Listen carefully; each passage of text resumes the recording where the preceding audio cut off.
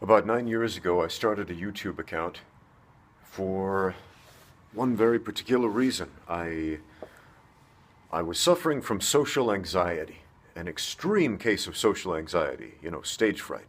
I found it very difficult to talk to people, to talk in general, to articulate my thoughts. I got very nervous speaking in front of other people, and I had this goal. I wanted to be a good public speaker. And so I thought, well, I don't really have an audience, but there's this new thing called the internet, and there's this new thing called YouTube, and I can make videos and at least have a virtual audience, and so that's a way to put myself out there. So I'll make some videos where I talk about, I don't know, I guess I'll talk about something that interests me. And so I started making some videos about martial arts, because that's a thing that interests me. It did then, and it still does, always has. And the very first video, I was afraid to show my face. And so I put on a ninja costume, because I had this ninja costume from a thrift store, and the mask and everything, and I just goofed around and played with some nunchucks and riffed on ninja nonsense and told some jokes and whatnot, and did a goofy disappearing special effect. And the video ended up getting like 250,000 views and like 100,000 comments saying things like that. That's not what real ninjas are like. You don't know anything about martial arts and ninjas. You're a fake. You didn't really disappear. And I wasn't expecting any of that. I was flabbergasted, first of all, that people saw it, that so many people saw it. Especially in stark contrast now that Google has acquired YouTube, and I don't know, they changed their search algorithms or something, and now my videos get like 12 views instead of instead of 250,000. But I don't care as long as it's not a business, and again, I don't monetize my videos, I don't sell anything on YouTube, I don't make any money off of this. It's something that I do because as long as you have an audience of one, it matters.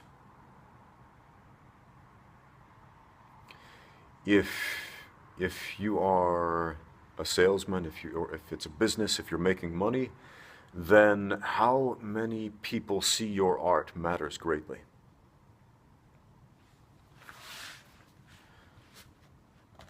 But if not, if you are an artist first and only, then as long as you have an audience of one, it matters. I had a dance performance. I have a degree in modern dance, contemporary dance, and I haven't had a lot of opportunities to perform in the last few years, but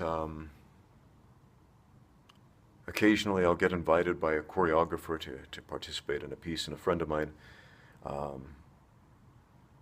she was putting on this dance performance for part of a master's thesis for a college project, and so I helped her out with it, and it's a great piece, very thought-provoking, lot of effort that went into it.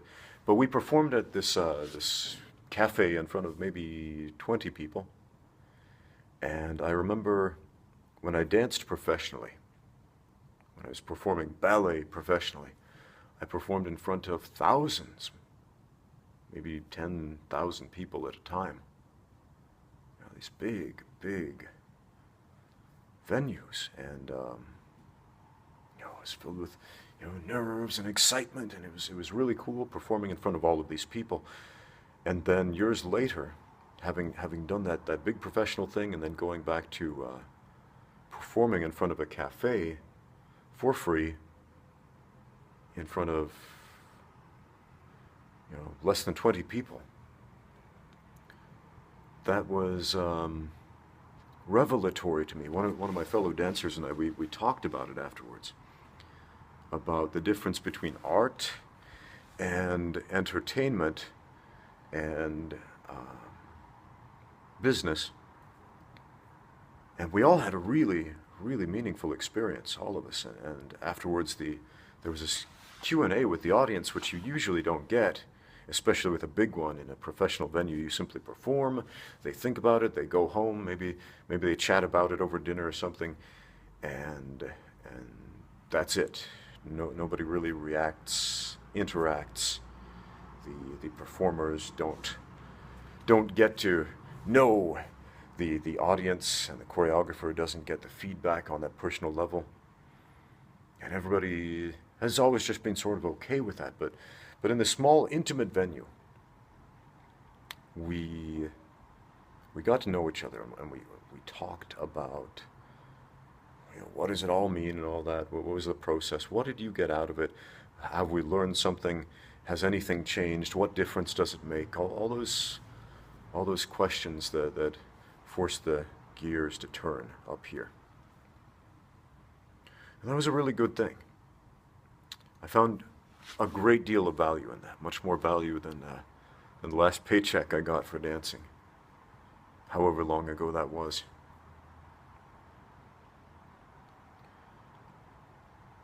But this YouTube account that I started, I really wanted to grasp the art of speaking, the art of intrapersonal connection, interpersonal interactions. So honestly, it was difficult for me to speak. I was asked by my teachers when I was in school, all the way up through college, if I had a speech impediment.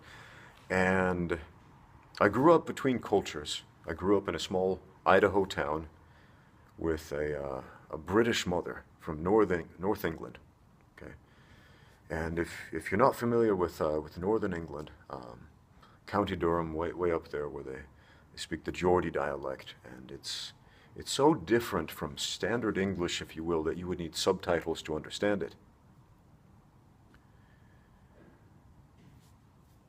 And so I grew up between this huge clash of cultures, and southwestern Idaho, it's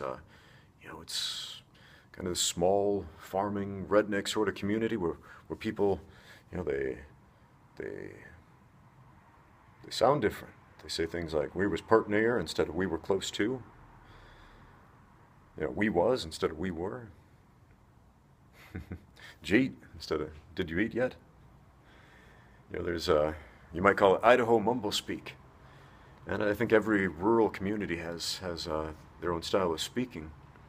And Idaho's no exception. So growing up in between these two very non-standard forms of English, I guess it dramatically affected the way that I speak. And so I got teased a lot as a child, initially because I spoke like my mom. I would say things like banana and tomato, and instead of banana and tomato.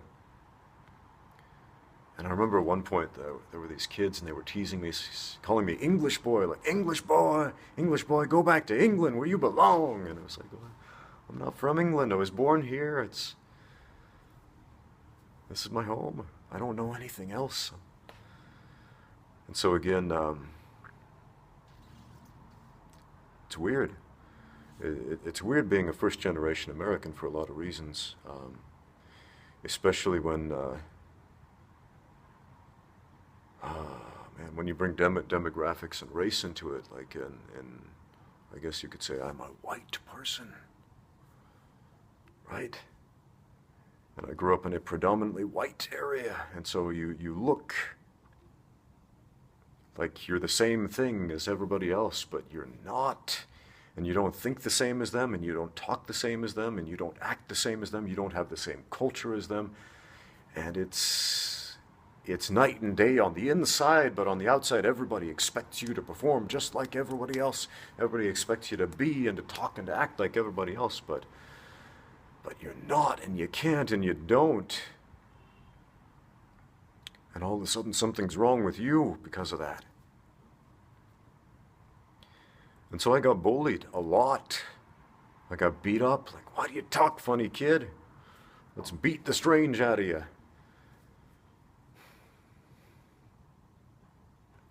So about 9 years ago, I made a video about bullies, because again, that's something I felt was important. It's something I felt I had a lot to say. I titled it Bullies, Part 1. And I intended to make a whole series of bullies, and I wanted to make a series of videos with advice, good advice that could help kids who were in situations like I was, who felt like outsiders, who felt like outcasts, who felt like, they were marginalized and being kept down by the man and bullied by all these jerks, so they could stand up for themselves, so they wouldn't have to go through what I went through, so I could, save you guys some of the trouble. I made that video and I talked about some of my experiences, how I got beat up and spat on and mocked and just bullied in every way imaginable. And after that video, when I started thinking, okay, here comes part 2, I started thinking, I don't know if I have any real advice for high school kids. I mean, what I actually did, I grew up and I tried to move past it. I mean, I got beat up and I got spit on, and I grew up and the bullies grew up, and life went on. And life got easier, and I went to college, and college weeds out a lot of people like that. Not all of them. I mean, I had some roommates in college who were bullies. But, eventually there comes a point as an adult, you can't just go around assaulting people, or you go to jail. You can't just go around harassing and spitting on people, or, the law will intervene at some point. But, when you're a kid, when you're a minor, you can get away with some horrible things, behind closed doors especially. And there are kids out there who subscribe to my channel, and they sent me these letters, these emails, saying, "Hey, thanks for making this video. I can't wait to see what's next. I want to deal with this bully. This guy keeps doing this to me, and I want it to stop. Help, help, help." And I try to think, I can help these guys. I can help these guys. Maybe I can teach them how to fight, because I know how to fight now. But school's changed and laws changed, and back when I was a kid, what my mom would always tell me is, if they give you any trouble, belt them one in the mouth. That's British for, punch them back, basically. Hit them before they hit you. But what my mother didn't understand is what kind of person I was. I didn't know how to fight. I didn't know how to... If I belted somebody in the mouth, I didn't know how to back myself up if they decided to come at me. And so I was filled with fear and trepidation. I mean, I was scared of going to school. I was terrified. And rightfully so, because, these bullies, they'd corner me, they'd throw me on the ground, they'd kick me, they'd beat me up, they would threaten my life. It was horrible. And I've been living for a while with these pangs of guilt, because I was absent from YouTube for 5-6 years because I moved to China. And here in China, the People's Republic, they block internet access to certain websites such as YouTube, Google, Facebook, most of the major social media, Twitter, Instagram, all that stuff. And yeah, even the IMDb, the Internet Movie Database, is blocked for some reason.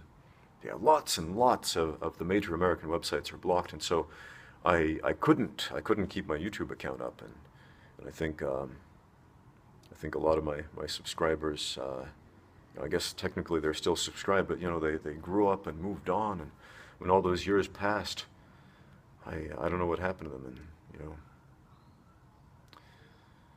if you're still watching, some of you guys who were counting on me to help you out, and if I didn't, I apologize. I'm sorry. And if you're tuning in for the first time, I'm going to tell you something, because I've been thinking about this for years. If I could go back and make that Bullies Part 2 video that I promised you, what would I say today that I didn't say back then? I mean, you can train to fight. You can train to fight the bullies. I mean, that was my approach. getting into martial arts and, training myself physically in case push came to shove again and I had to fight back. And I'm going to tell you something about that approach. It is just as hard, if not harder, as if you want to become a fighter. If you want to become somebody who can dole out the violence and receive it just as well. I'm going to level with you. I'm going to give you some tough love here.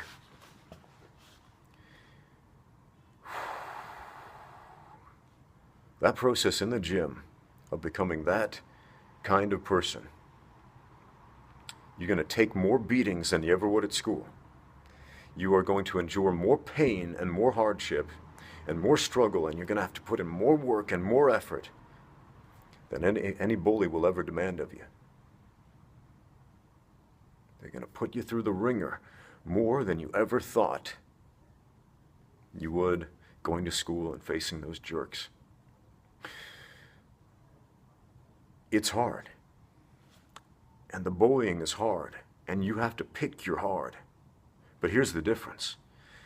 Those bullies, they're trying to take something away from you. They're trying to take away your free will. They're trying to take away your choice. They're trying to take away control over your life. The gym, discipline, that gives something back to you. That gives you the control back. Yes, it hurts. Yes, you get beat up. Yes, you'll get black eyes. Yes, you'll bleed.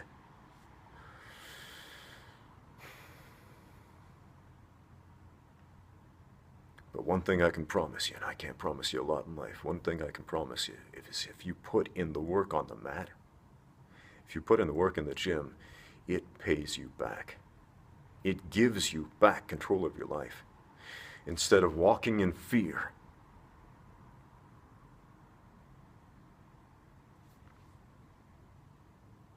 you walk without.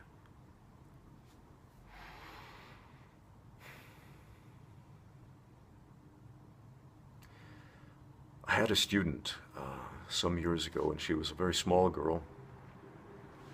And when she first came into the gym, I saw somebody who was afraid. I saw somebody who was afraid of men.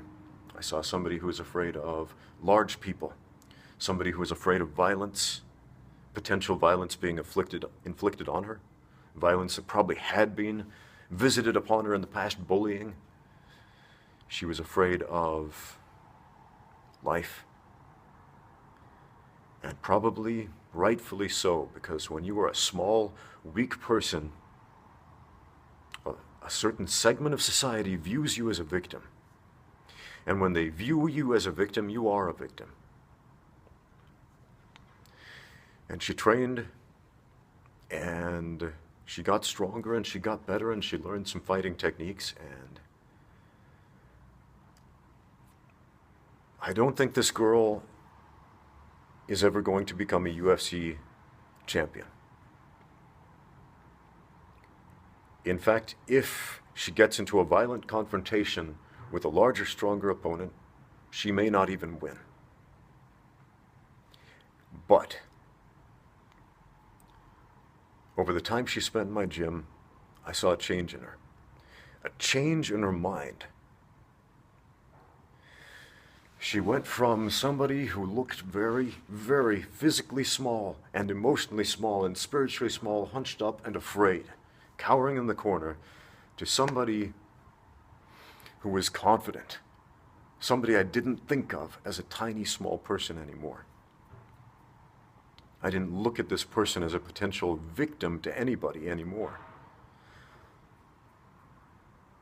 And in spite of her slight stature,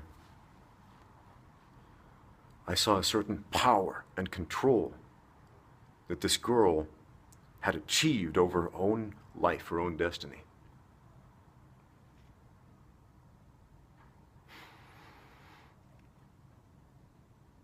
Most people never get into a fight. A lot of people go to self-defense classes. They open up self-defense classes. They advertise them. There are, I don't know how many self-defense based YouTube channels, for example.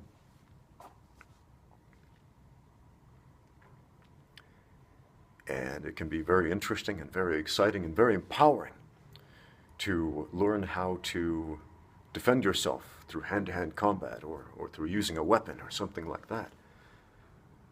But most of us in civilized culture, in a city, will never get into a violent altercation.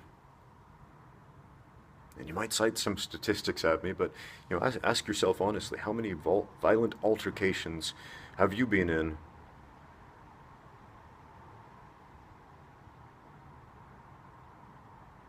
Well, period. I mean, as an adult, me, well, I haven't been bullied as an adult like I have as a child. I'm not going to tell you the bullying stops when you get older. It just changes. It's different. People are still like animals in a lot of ways, and they'll try to feel you out and see how much they can push you around, test the boundaries. You'll notice this a lot at work. Sometimes you'll have a boss who's a bit of a sociopath who tries to test your boundaries, see how much he can push you around, see how much he can get a rise out of you, see how much control and dominance he can get over you. And that's unfortunate, but that's a reality. Sometimes you'll have roommates or friends, and sometimes in the name of fun, they'll push you around like that and see if they can push your buttons.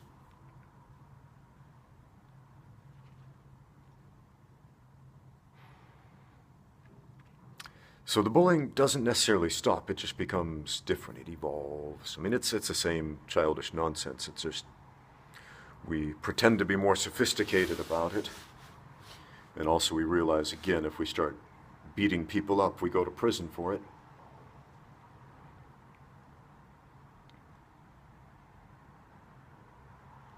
I wonder about you guys sometimes, you guys who watch my channel. Years ago, I had a subscriber, and he got picked on at school a little bit, and he sent me a letter, one that made me pretty happy, that my channel inspired him to go take a boxing class, and he learned how to box, and he fell in love with boxing. And he shared with me one of the greatest stories about school bullies I ever heard, and I hope this is true. I really hope this is a true story. But he told me that he went to school, and the bully didn't know that he had any boxing training, didn't know that he knew how to stand up for himself at this point in his life, and started pushing him around and trying to goad him into a fight. And my young friend did the absolute most badass thing you can do in a fight. Held out his arms, and he said, "You can have the first shot for free." The whole school is watching. I'll take it. Give me your best shot. So he put the bully into an impossible situation. Did not give him a face-saving exit.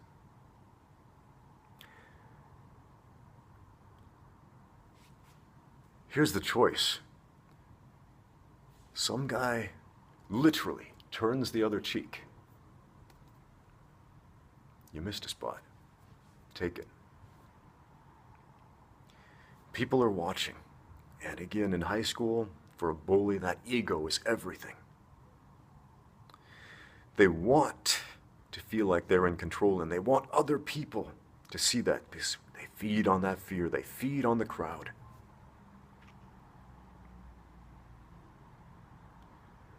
And so either you hit somebody who's not even resisting you, who's letting you do it, who's showing you their strength, their true strength.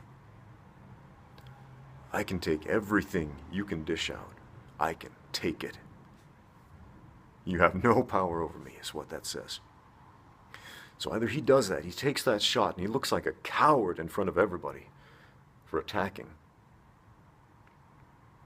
Or he doesn't, and he backs down.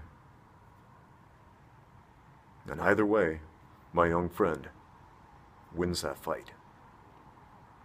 So what happened? The bully backed down. He's like, made some excuse like, I don't need to mess with you. You're just some whatever. And he walked off. Violence averted. I love that story. I love that story.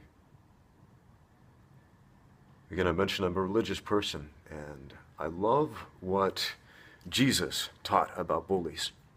And whether you believe in Jesus or not, whether you have read the Bible or not, I love this advice, and I think it's worth considering. He said, if anyone should smite you on one cheek, turn the other cheek to him also. And a lot of people misinterpret that to mean, just be a submissive little wimp who lets people walk all over you.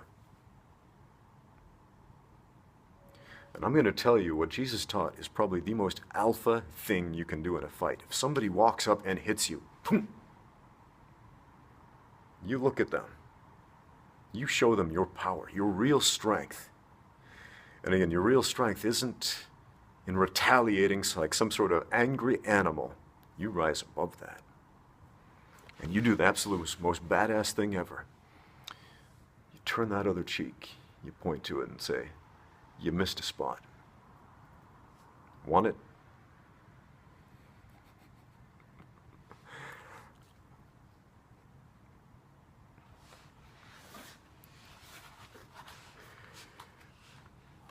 And again, if they take it, yeah, you're strong enough. You're not made out of glass.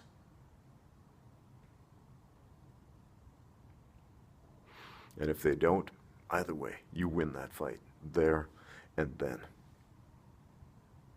If I could go back to high school, go back to middle school, go back to grade school, and face those bullies again instead of cowering, I would have done what my young friend, that old subscriber of mine, I hope you're still listening. I hope you're still watching. Hope you're still training. And I hope you're still as much of a badass now as you were back then. And I would have done that same thing. You missed a spot. Want it?